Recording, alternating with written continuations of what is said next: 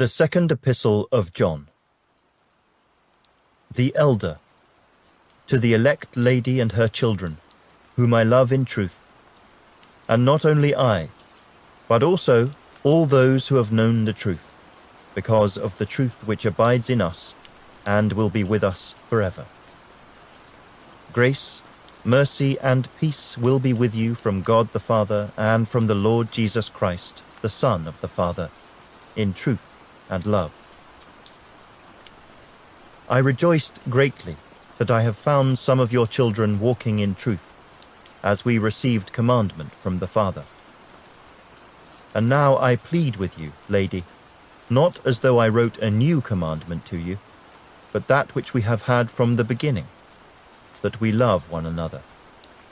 This is love, that we walk according to his commandments. This is the commandment, that as you have heard from the beginning, you should walk in it. For many deceivers have gone out into the world who do not confess Jesus Christ as coming in the flesh. This is a deceiver and an antichrist. Look to yourselves, that we do not lose those things we worked for, but that we may receive a full reward. Whoever transgresses and does not abide in the doctrine of Christ does not have God. He who abides in the doctrine of Christ has both the Father and the Son. If anyone comes to you and does not bring this doctrine, do not receive him into your house nor greet him. For he who greets him shares in his evil deeds.